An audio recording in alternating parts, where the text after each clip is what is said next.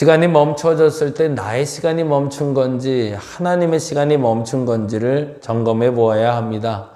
하나님의 시계가 멈춘 것이라면 나의 영적인 시간을 깨워야 되며 나의 시간이 멈춘 것이라면 나의 게으름을 깨워야 할 텐데 하나님 어떤 시간이 멈춰 있는지를 분별할 지혜를 허락하여 주시옵소서.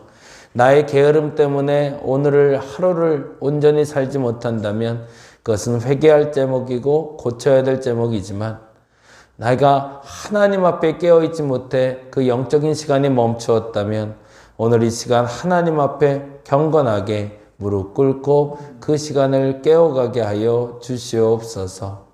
우리의 인생의 시계가 끊임없이 움직이게 하여 주옵시며 그 움직이는 시간 속에서 하나님이 주시는 그 은혜를 공급받는 우리가 되게 하여 주시옵소서. 생각보다 먹먹한 시간들을 보내고 있을 모든 사람들 앞에서 하나님 그 시계가 돌아가고 있음을, 하나님의 역사가 나타날 준비를 하고 있음을 알게 하시사 그 믿음을 가지고 오늘도 한 걸음 승리하게 하여 주시옵소서. 범사에 감사하며 귀한 예물 주께 드린 손길이 있습니다. 주께서 기억하시고 이 예물이 하나님 앞에 쓰이게 하시며 모쪼록 하나님께 예물을 드리는 이들의 마음에 그리고 그 물질이 마르지 않게 하여 주시옵소서. 감사합니다. 고마우신 예수님 이름으로 기도드렸습니다. 아멘, 아멘.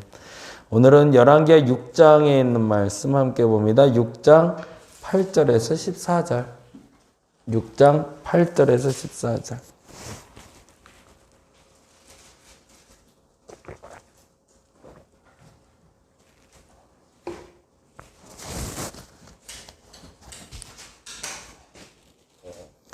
열왕기하 6장 8절에서 14절까지 말씀 같이 한 목소리로 읽겠습니다. 그때에 아람 왕이 이스라엘과 더불어 싸우며 그의 신복들과 의논하여 이르기를 우리가 아무데 진을 치리라 하였더니 하나님의 사람이 이스라엘 왕에게 보내 이르되 왕은 삼가 아무 곳으로 지나가지 마소서 아람 사람이 그곳으로 나오나이다 하는지라.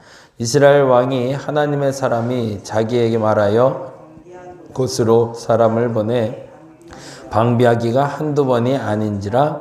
이러므로 아람 왕의 마음이 불안하여 그 신복들을 불러 이르되 우리 중에 누가 이스라엘 왕과 내통하는 것을 내게 말하지 아니하느냐 하니 그 신복 중에 한 사람이 이르되 우리 주 왕이여 아니로소이다. 오직 이스라엘 선지자 엘리사가 왕의 침실에서 하신 말씀을 이스라엘의 왕에게 고하나이다 하는지라. 왕이 이르되 너희는 가서 엘리사가 어디 있나 보라. 내가 사람을 보내어 그를 잡으리라. 왕에게 아뢰어 이르되 보라 그가 도단에 있도다 하나이다.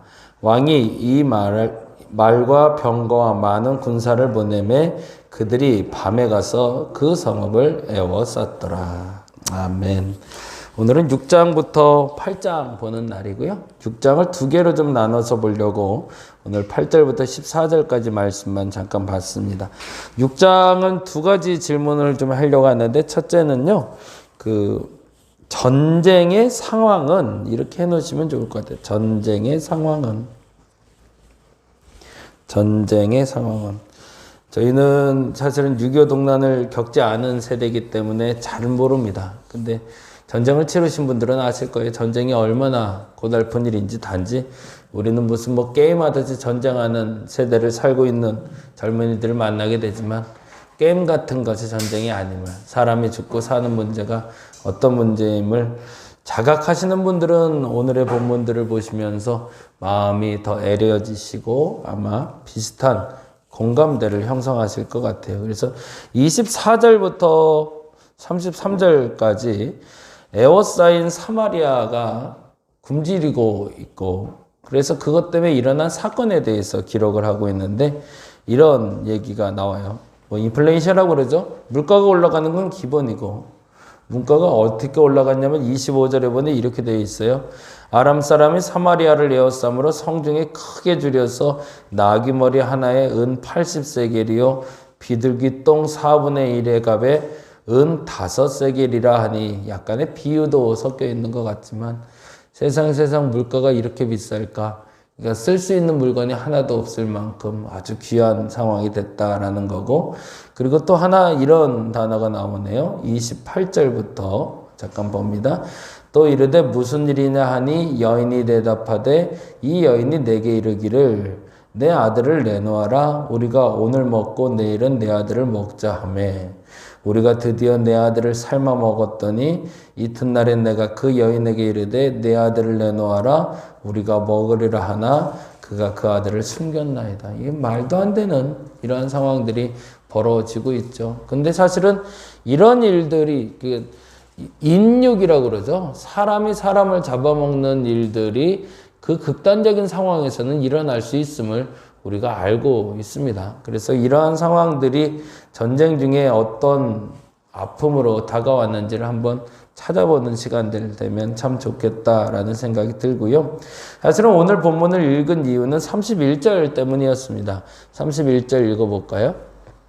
왕이 이르되 사밧의 아들 엘리사의 머리가 오늘 그 몸에 붙어 있으면 하나님이 내게 벌 위에 벌을 내리실지로다. 참 재밌죠? 사마리아가 굶주렸고 전쟁이 일어났는데 왕은 말하기를 엘리사를 죽여버리겠다고 얘기하고 있단 말이죠. 왜 그랬을까라는 것. 그래서 그 두 번째 질문으로 엘리사의 사역은 이렇게 한번 찾아봤으면 좋겠다라고 생각을 했습니다. 그래서 그 얘기는 조금 이따가 좀 다루기로 하고요. 전쟁의 상황이 치러지고 있고 아람과의 전쟁에서 피폐해진 상황을 왕은 엘리사를 죽임으로 해결해 보려고 하고 있었더라. 근데 왜 엘리사를 죽이려고 했을까? 그 얘기 조금 이따가 잠깐 나누도록 하겠습니다. 전쟁의 상황은 이라고 얘기하시면서 우리에게 가장 어려운 상황이 왔을 때 어느 상황까지 갔었는가 한번 점검해 보시고 나는 그때 하나님 앞에 어떤 태도를 취할까 생각해 보시면 좋을 것 같고요. 7장은 이렇게 적으시면 좋을 것 같아요. 나병 환자들이 전한 소식은 여러분이 너무나 잘 아는 구절이 나오고 있죠. 엘리사의 예언대로 드디어 가뭄이 끝납니다. 가뭄이 끝나고 전쟁이 끝나는 거죠. 전쟁이 끝나고 아람 군대가 도망가게 되는데 도망갔다는 사실을 아무도 모르고 있죠. 그리고 다 사마리아 성에서 죽을 준비를 하고 있는데 나병 환자 넷이서 여기서 죽으나 저기서 죽으나 똑같으니 우리 한번 저기나 한번 가보자. 그러면서 아람 군대에게 가봤더니 웬일 아람 군대가 다 철수하고 아무도 없는 거죠. 그래서 혼자 흥청망청 넷이서 실컷 먹고 마시고 그리고 금은 뭐야 막 챙기다 보니까 이거 좀 아닌 것 같은데 우리가 이거 챙기고 이거 먹고 즐길 때가 아닌 것 같다. 이 소식을 좀 전해야겠다. 라고 해서 사마리아 성에 아람 군대가 다 떠나고 없어요. 내려와 보세요. 라고 전하는 이야기. 그 이야기가 7장에 나오고 있는데 나병 환자들의 모습을 통해서 나는 지금 어떤 태도를 취하고 있는가? 내가 누리고 있는 것에 대해서 만족하고 있는가? 아니면 함께 누리는 것을 더 소중하게 여기는가? 이렇게 질문하며 답하시면 소중한 묵상이 될 것 같습니다. 여러분에게 필요한 것이 공급받았을 때 남들에 대한 생각이 나시나요? 그게 쉽지가 않죠. 내 배가 불러줘야 그 다음에 남들 생각이 날까요? 아니면 내 배가 불러줘도 남들 생각은 안 날까요? 어떻게 하면 남들 생각이 날까요? 누군가를 생각하며 살아갈 수 있는 여러분 되었으면 좋겠습니다. 내 것만을 챙기는 것이 아니라 우리의 것을 생각하는 사람들. 그것이 교회인데 사실은 어느 순간부터 그런 생각 좀 해봤는데 어떠신가 모르겠어요. 재난지원금 얘기 계속 나오잖아요. 4차까지 벌써 진행되고 있고요. 근데 정말로 조심스러운데 교회가 해야 될 일이 뭘까라는 거죠. 금요일 날 그 얘기도 좀 하려고 하는데 왜 교회는 재난지원금을 못 풀까라는 생각 좀 해봤어요. 교회에서 지금까지 받기만 했잖아요. 많이 받았잖아요.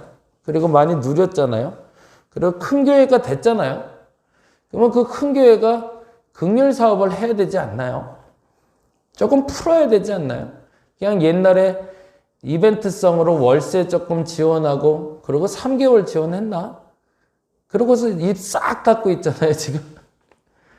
그건 아니지 않나요? 그리고서 진짜 죄송한데 새벽이니까 저는 새벽엔 좀 편하게 얘기하니까 선교사님도 너무 잘 아시겠지만 선교지에 보내던 거 다 끊지 않았나요?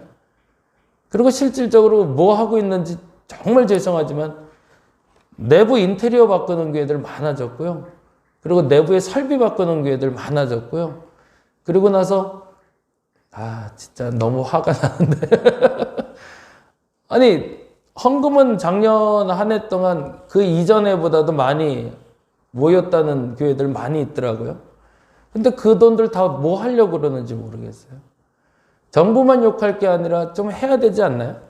내배가 어느 정도 불러야 이게 좀 나올까요?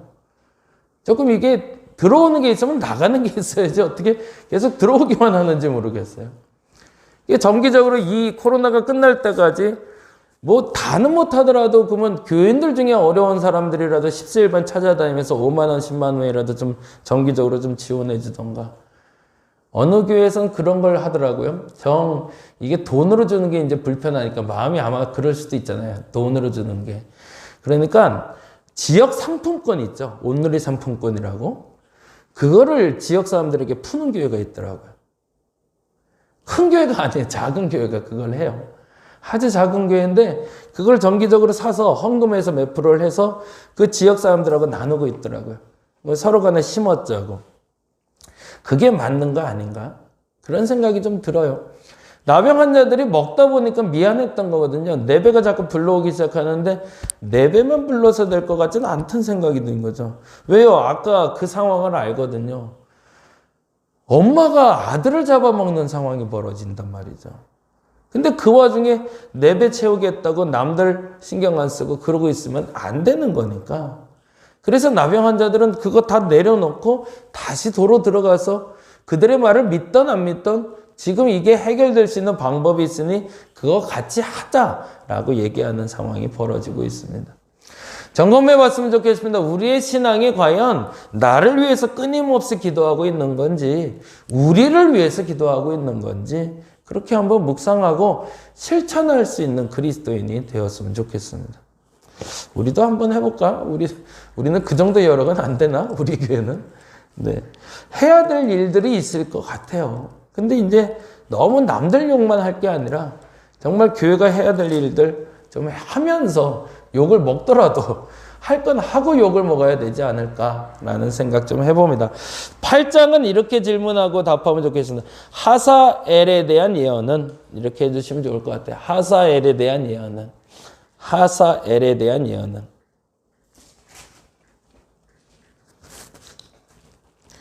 하사엘에 대한 예언은 이 예언은 사실은 열왕기상 19장으로 넘어가야 되는데요. 엘리사가 아람의 왕인 벤하닷이 병들었을 때 벤하닷의 뒤를 이어 하사엘이라는 사람이 왕이 될 것을 선포하는 장면이 나오는데 이 장면은 사실은 열왕기상 19장에 나오고 있습니다. 19장 잠깐 볼까요? 19장 우리가 잘 아는 엘리야가 세미한 음성을 듣는 장면인데요. 거기서 이렇게 얘기가 나와요. 엘리야가 지쳐서 더 이상 아무것도 할 수 없다라고 말하는 그때에 19장 15절인데 19장 15절 열왕기상 같이 한번 읽어보겠습니다. 19장 15절 여호와께서 그에게 이르시되 너는 내 길을 돌이켜 광야를 통하여 다메섹에 가서 이르거든 하사엘에게 기름을 부어 아람의 왕이 되고 라고 되어 있죠. 사실은 이건 엘리야에게 선포된 단어인데 그것이 엘리사에게 연결돼서 엘리사가 그 일을 행하고 있음을 보게 됩니다. 그러니까 하나님의 뜻이 실현되고 있는 걸 보는 거죠. 그러니까 엘리야에게 임했던 그 영이 엘리사에게 전승되고 있음을 우리는 보게 됩니다.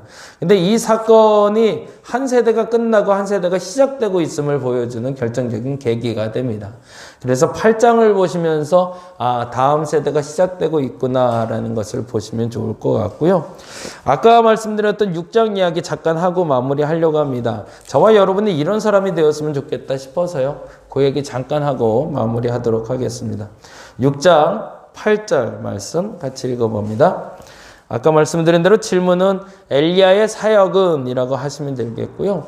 엘리야는 두 가지 사역을 했는데요. 첫 번째 사역은 선지자를 양성하는 양성기관을 만들어서 선지자들을 하나님의 사람으로 키우는 일을 했습니다. 그리고 또 하나 한 일은 정부의 친정부 정책을 친 건 아니고요. 정부가 어렵고 나라가 어려울 때 나라를 구하는 일을 함께 하게 됩니다. 근데 이 일이든 중심이 어디였냐가 중요해요. 긍휼 사업을 하며 사관생도들을 키우는 일이나 하나님의 나라인 이스라엘을 돕는 일이나 중심엔 하나님이 계시다는 겁니다. 엘리사는 자기의 어떤 입신 양명을 위해서 예언을 했거나 활동을 한 것이 아니고 자기가 어른으로서 교만한 자가 되기 위해서 스승이 된 것이 아니라 하나님의 일을 하고 있더라. 그것이 중요한데요. 다음에 이렇게 기록됩니다. 8절 말씀 볼까요? 그때 아람 왕이 이스라엘과 더불어 싸우며 그의 신복들과 의논하여 이르기를 우리가 아무데 진을 치리라 하였더니 무슨 일이냐면 아람이라는 나라에서 이스라엘하고 싸우려고 전쟁을 치를 계획을 세우고 있는데 이런 일이 벌어졌다는 거예요. 9절 말씀 하나님의 사람이 이스라엘 왕에게 보내 이르되 왕은 삼가 아무 곳으로 지나가지 마소서 아람 사람들이 그곳으로 나오나이다 하는지라. 첩자가 생긴 거죠. 아니 나는 이쪽에서 의논하고 있는데 이쪽 나라에서 선지자라는 사람이 그 사실을 이미 알고 그거를 방어하고 있더라는 거죠. 그래서 몇 번 그렇게 한두 번이 아니라 몇 번 지고 나니까 아람 왕이 이렇게 물어보는 겁니다. 11절에 이러므로 아람 왕의 마음이 불안하여 그 신복들을 불러 이르되 우리 중에 누가 이스라엘 왕과 내통하는 것을 내게 말하지 않아요.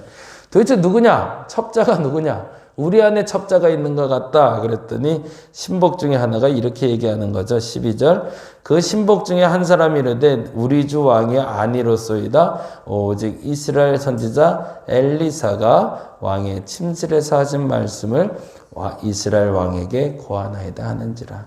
거기다가 쳐넣죠. 오직 이스라엘 선지자 엘리사가. 내통은 누구랑 하고 있는 걸까요? 엘리사는 아람과 하고 있는 게 아니라 하나님과 내통하고 있는 거죠. 하나님과 그 길이 열려있는 저와 여러분 되시길 바랍니다. 네. 어떤 일이 일어나든 간에 하나님은 우리에게 아까 기도할 때 말씀드린 것처럼 우리의 시간을 계속 돌리길 원하십니다. 영적인 시간을 돌리고 계세요. 그런데 하나님과 그 소통의 시간이 멈춰버린 사람은 내일에 대한 기억을 가질 수가 없습니다. 근데 엘리사는 하나님과 소통이 열려 있었기 때문에 그 어떤 일에도 내일을 준비할 수 있는 사람으로 되어 있더라는 거죠. 시간이 조금 많이 돼서 이 얘기는 더 길게 설명을 못하는데 오늘은 그렇게 기도했으면 좋겠어요. 하나님과 내통하는 사람이 되게 하옵소서. 하나님과 내통하는 사람이 되게 하옵소서. 그러면 여러분의 모든 사정뿐만 아니라 주변의 모든 상황도 알게 하실 겁니다. 그래서 하나님과 소통하며 하나님의 일을 그리고 이 땅의 일들을 해결하는 데가 되게 해달라고 기도하는 저와 여러분 되시기를 간절히 바랍니다. 기도하겠습니다. 우리에게 주어진 시간을 살아가며 하나님과 소통하는 시간이 많아지게 하여 주옵소서. 하나님과 길게 소통하면 소통할수록 이 땅을 살아가는데 허비되는 시간이 짧아질 줄 믿사오니 하나님과 길게 소통하고 이 땅에서 시간을 단축하여 살아가는 우리 되게 하여 주시옵소서. 하나님과 소통하게 하여 주시옵소서. 감사합니다. 고마우신 예수님 이름으로 기도드렸습니다. 다 같이 기도하고 들어가겠습니다.